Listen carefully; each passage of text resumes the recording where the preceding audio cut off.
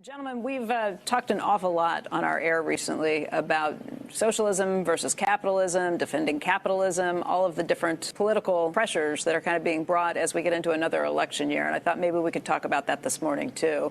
Over the weekend, several questions came up about defending capitalism. And Warren, you did step out and say that you're a card-carrying member, a card-carrying capitalist in front of everyone. What do you think about the attacks that we've seen to this point on capitalism? Well, I don't think people exactly even know what they're talking about. It isn't that capitalism is perfect, but if you look at what was here in 1776 and look at what is here now, this country has done an incredible job in terms of the deployment of resources and human ingenuity.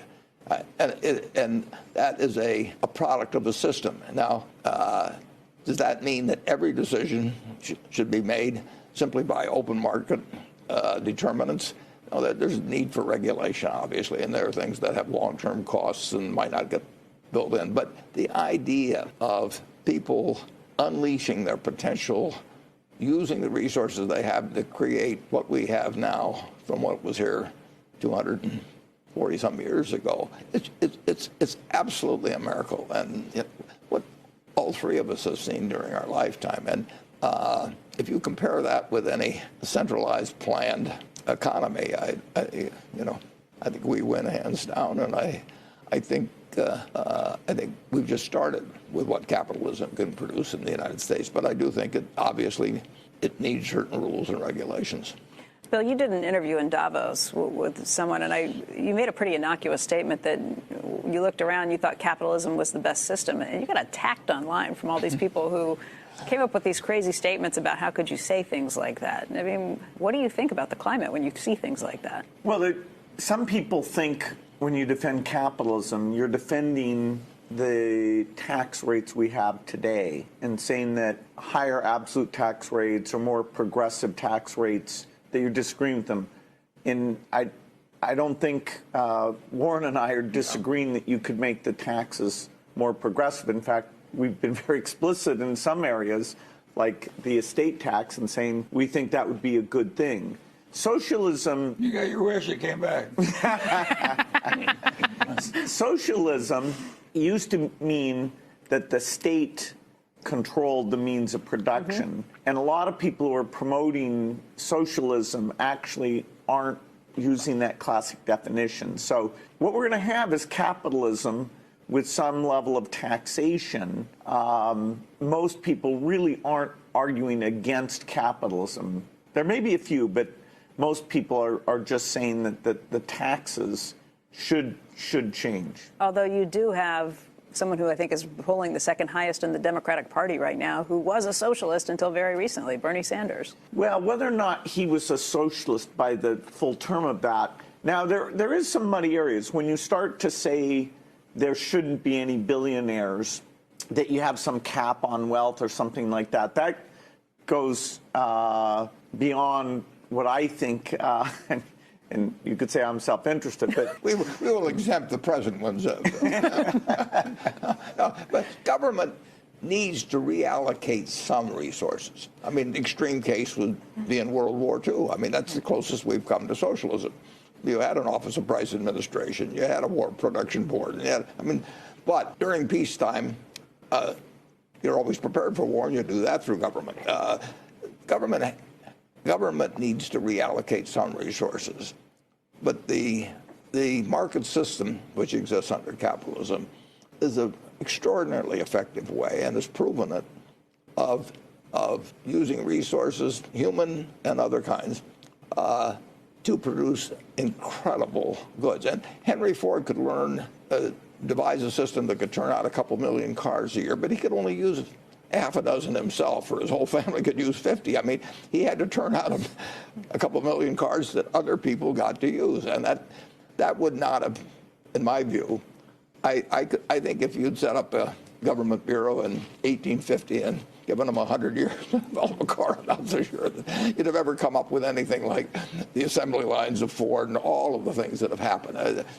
Human ingenuity is incredible, and you want something that maximizes its use and then curbs a few of the ideas that some of those people may have to sort of have it fall for themselves. Charlie, you've made the same point. The great proof of how capitalism works is China.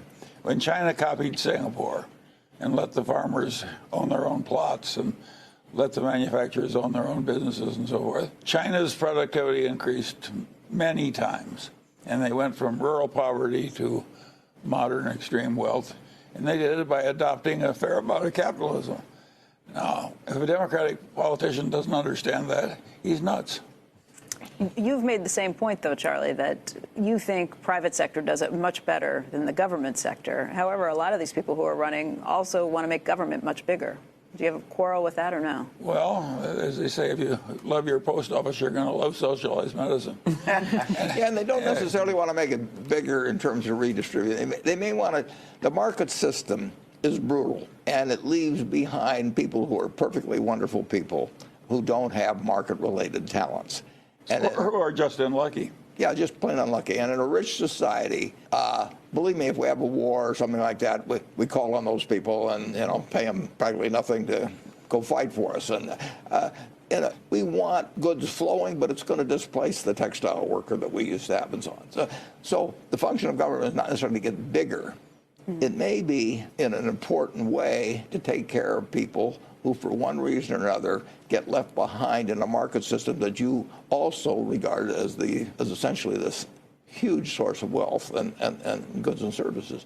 So how do you fix the problems, or at least the perception of problems, which there's a huge perception out there in the American voting right now? Obviously, it would help if our government were wiser, and it would be wiser if the two sides didn't hate each other so much. Anger drives out reason, and there is absolute cold fury between politicians on one side and politicians on the other.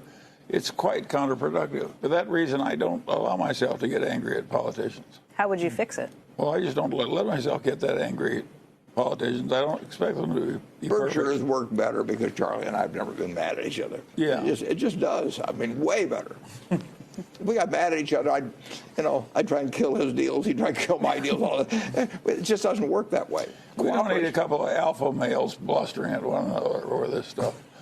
They ought to just cool it and take a little reputational hit and get the feathers But we ought down. We ought to worry about the people that don't fit into the system. We want the system, and a lot of people are getting left further and further behind because as capitalism gets more advanced, it gets more specialized, and there actually is greater difference between the haves and the have-nots, and the haves can take care of the have-nots. And interesting is both parties basically agree on that. They just Yes, how you get there, that gets complicated. Income tax credit can make a huge jump in that direction. I mean, Social Security, we've done various things. Over the years, we have improved. We've improved the public school systems. We've improved things that do give people more of an equal chance and take care of people who fall by the wayside. We just got to keep doing it.